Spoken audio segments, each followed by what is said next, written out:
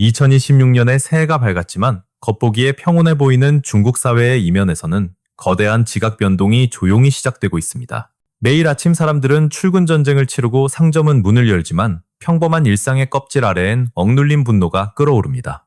오랫동안 침묵은 중국 인민에게 가장 안전한 생존 수단이었지만 이제 생존을 위한 그 마지막 방어선마저 무너지고 있습니다. 실업률은 치솟고 소득은 제자리 걸음을 하며 희망이 사라진 거리에는 체념 대신 날선 분노가 들어차기 시작했습니다. 2000년대생 청년들은 집을 사고 결혼을 하는 전통적인 삶의 방식을 거부하며 평생 빚에 시달리는 시스템에 저항합니다. 탕핑을 넘어선 이들의 거부운동은 단순한 일탈이 아니라 기형적인 사회구조에 대한 냉철하고 계산된 결단입니다. 물가는 폭등하여 평범한 후드티 한 장이 수백 위안을 호가하지만 품질은 조악하기 그지없어 대중의 신뢰를 잃었습니다. 서민 음식인 라면 가격마저 2배로 뛰었지만 내용은 변한 게 없고 포장지만 화려하게 바뀐 현실에 분통을 터뜨립니다. 국산품 애용이라는 애국심 마케팅은 이제 기업들의 탐욕스러운 가격 인상을 정당화하는 도구로 전락해버렸습니다. 외국 자본이 철수하고 경쟁이 사라진 시장에서 독점 기업들은 소비자를 볼모로 삼아 제멋대로 가격을 책정하고 있습니다. 2025년을 기점으로 이러한 불만은 온라인을 넘어 물리적인 거리로 쏟아져 나오며 새로운 저항의 흐름을 만들었습니다. 청두의 고가도로에는 공산당의 무소불위 권력을 정면으로 비판하는 붉은 현수막이 내걸려 사회에 큰 충격을 주었습니다. 이 메시지는 은유나 상징 뒤에 숨지 않고 독재 권력의 심장부를 겨냥한 직설적인 화살이 되어 날아들었습니다. 충칭의 한 건물 외벽에는 한밤중에 거대한 레이저 구호가 투사되며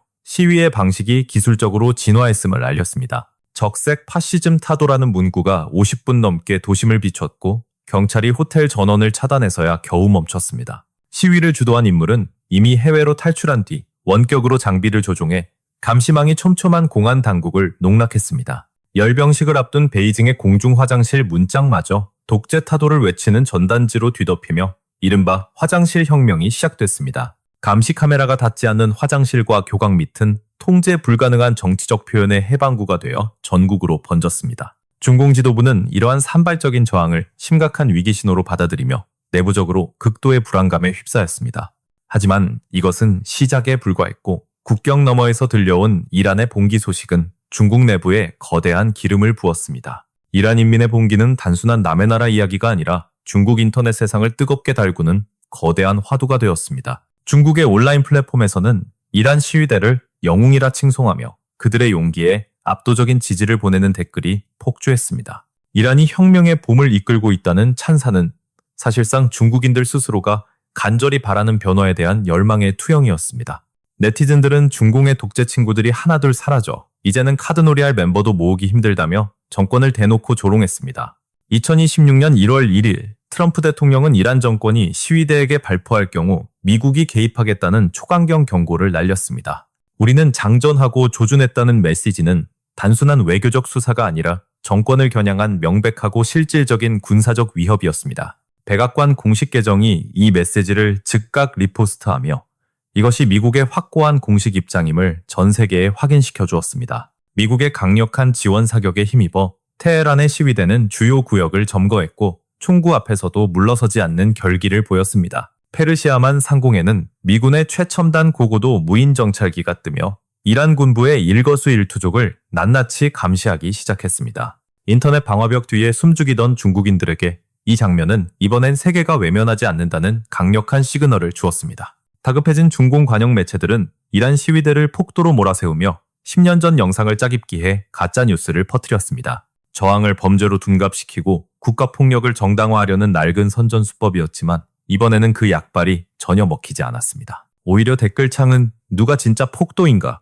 경찰이야말로 시민을 때리는 폭력배다 라는 정면 반박으로 도배되었습니다. 사람들은 갑자기 이란 뉴스가 검색되지 않는 현상을 비꼬며 당국의 의도적인 정보 통제를 대놓고 비웃기 시작했습니다. 중공이 필사적으로 여론을 통제하려 할수록 정권이 서사 관리 능력을 완전히 상실했다는 사실만 더욱 적나라하게 드러났습니다. 중국인들이 이란 사태에 열광하는 이유는 그들의 모습 속에서 억압받는 자기 자신을 발견했기 때문입니다. 독재 시스템 아래서 침묵을 강요받고 저항하면 폭도로 낙인 찍히는 현실이 중국과 이란은 너무나 닮아 있습니다. 한 네티즌은 그들은 우리가 두려움에 떨며 있기를 바라지만 우리는 더 이상 두렵지 않다고 일갈했습니다. 중국, 러시아, 북한, 이란으로 이어지는 소위 악의 축 정권들은 지금 거대한 도미노 붕괴의 공포 앞에 서 있습니다. 이란의 위기는 곧 중국의 위기이며 억눌린 사회적 압력이 언제 터질지 모르는 시한폭탄과도 같기 때문입니다. 중국 내부가 들끓는 사이 지구 반대편 베네수엘라에서도 중공의 숨통을 조이는 결정적인 사건이 발생했습니다. 1월 3일 미군은 전격적인 공습을 감행하여 마두로 대통령 부부를 생포하는 데 성공했습니다. 트럼프 대통령은 말하라고 기자회견에서 베네수엘라 접수를 선언하며 미국의 앞마당 청소를 공식화했습니다. 이 군사작전은 충동적인 결정이 아니라 마약 밀매 네트워크를 뿌리 뽑기 위한 치밀한 사전 경고의 연장선이었습니다. 이미 작년 10월부터 CIA는 펜타닐 공급망 차단을 위해 베네수엘라 내 비밀작전을 승인받고 움직이고 있었습니다. 반미의 선봉장을 자처하던 마두로는 결국 미국 안보를 위협하는 마약 카르텔의 수괴로 지목되어 제거되었습니다. 미국은 베네수엘라를 중국산 펜타닐이 미국으로 들어오는 핵심 환적 기지로 보고 있었기 때문입니다. 미국의 칼끝은 마두로 개인을 넘어 중공의 에너지 생명줄인 베네수엘라 밀수선단으로 향했습니다. 12월 20일 미 특수부대가 헬리콥터 레펠 강하로 초대형 유조선 센츄리스호를 납포하는 영화 같은 장면이 연출됐습니다. 길이 330m, 배수량 30만 톤의 이 거대한 배는 파나마 국기를 달고 있었지만 실소유주는 홍콩 회사였습니다. 배 안에는 중국 11 석유 수입량의 10%가 넘는 188만 배럴의 베네수엘라산 원유가 가득 실려 있었습니다. 위성사진은 이 배가 12월 초 베네수엘라 호세 터미널에서 몰래 석유를 싣는 장면을 포착했습니다. 베네수엘라 해군 함정의 호위까지 받으며 출항했지만 공해상으로 나오자마자 미군의 타겟이 되었습니다. 미국은 이 배를 제재 회피를 위해 만들어진 이른바 그림자 선단의 핵심으로 규정했습니다. 통계에 따르면 베네수엘라 석유 수출의 절반 이상이 중국으로 향하고 있어 이번 납포는 중국의 치명타였습니다. 센츄리스호뿐만이 아닙니다. 12월 10일에는 또 다른 초대형 유조선 스키퍼가 미 당국의 덜미를 잡혔습니다. 스키퍼호는 위치 추적을 피하기 위해 가짜 식별 신호를 송출하며 유령처럼 바다를 누벼왔습니다. 또 다른 유조선 벨라 1호 역시 국기를 숨기고 도주하다가 일주일간의 추격 끝에 대서양에서 붙잡혔습니다. 이 배들은 이름을 수시로 바꾸며 신분을 세탁했지만 실질적으로는 중국으로 향하는 석유 수송관이었습니다. 미국이 이렇게 집요하게 유조선을 사냥하는 이유는 중국의 에너지 안보가 가진 치명적인 약점 때문입니다. 중국의 국내 유전은 이미 노후화되었고 높은 채굴 비용 때문에 배보다 배꼽이 더 큰 상황에 직면했습니다. 세계 최대 석유 소비국인 중국은 매장량이 턱없이 부족해 석유 수입 의존도가 64%를 넘어선 지 오래입니다. 결국 중국은 제재를 받아 가격이 싼 러시아,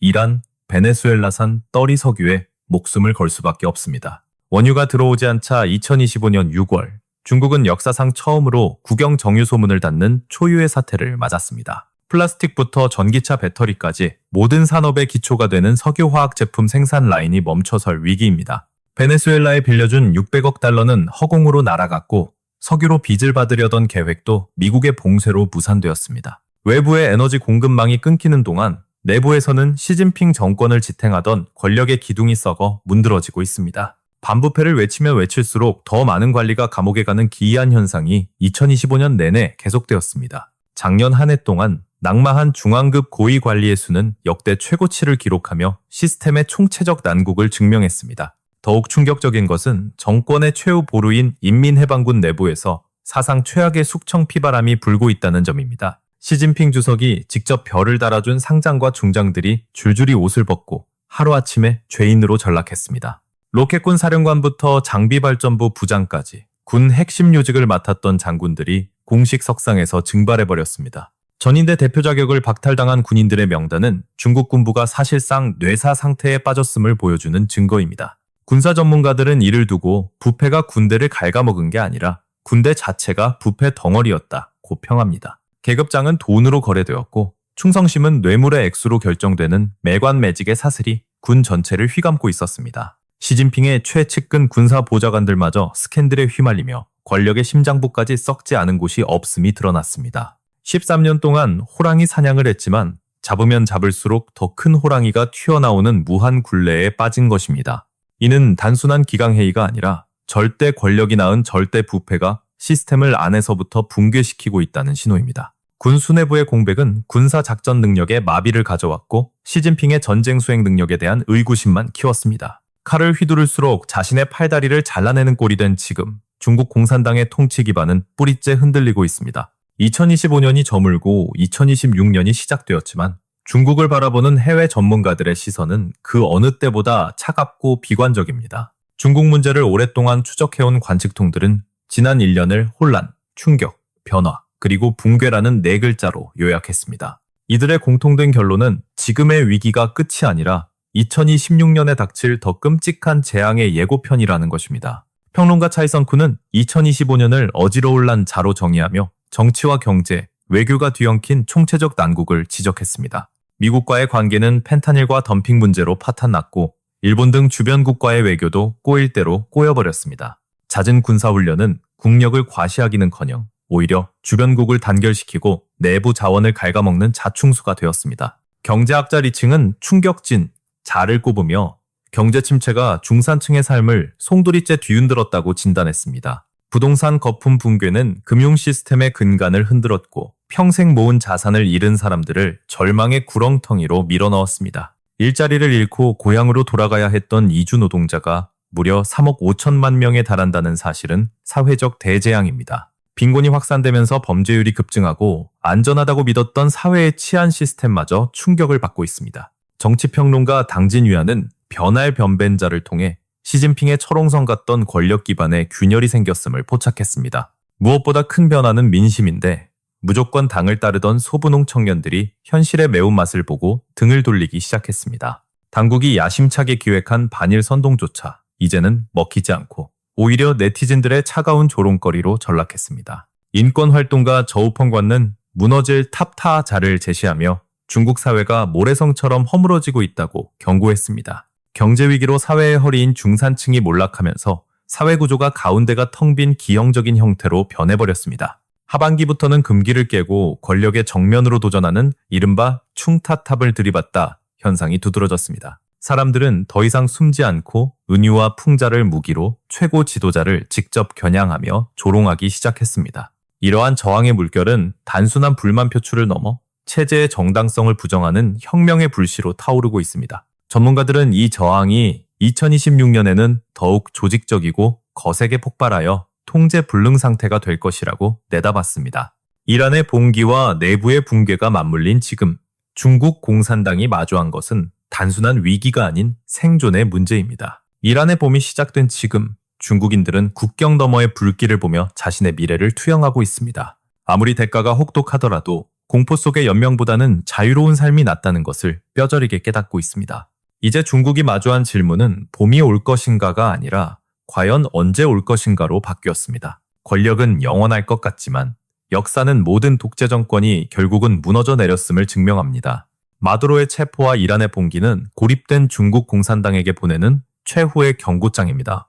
2026년은 거짓된 안정이 끝나고 감춰졌던 진실이 수면 위로 드러나는 격동의 해가 될 것입니다. 폭압적인 통제와 경제적 파탄 사이에서 중국 인민의 인내심은 이제 임계점을 넘었습니다. 다가올 거대한 변화의 물결 앞에서 과연 누가 살아남고 누가 역사 속으로 사라질지 지켜봐야 할 때입니다. 저희 채널은 앞으로도 급변하는 중국의 정세와 숨겨진 진실을 가장 날카로운 시선으로 파헤치겠습니다. 오늘 준비한 중국의 진실, 심층 보도는 여기까지입니다.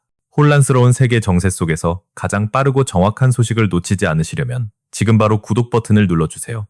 알림 설정까지 켜두시면 누구보다 먼저 중요한 뉴스를 받아보실 수 있습니다. 오늘 전해드린 내용에 대해 시청자 여러분은 어떻게 생각하십니까? 2026년 중국의 운명에 대한 여러분의 날카로운 분석과 의견을 자유롭게 댓글로 남겨주십시오. 여러분의 소중한 댓글과 참여는 저희가 더 깊이 있는 뉴스를 만드는데 큰 힘이 됩니다. 다른 시각 혹은 우리가 놓친 부분이 있다면 주저 말고 공유해 주시기 바랍니다. 진실을 찾는 여정에 함께해 주시는 구독자 여러분께 진심으로 감사의 말씀을 드립니다. 저희는 다음 시간에도 더욱 충격적이고 깊이 있는 소식을 가지고 다시 찾아뵙겠습니다. 변화의 바람이 거세게 부는 지금 언제나 깨어있는 시선으로 세상을 바라보시길 바랍니다. 시청해주셔서 감사합니다. 안녕히 계십시오.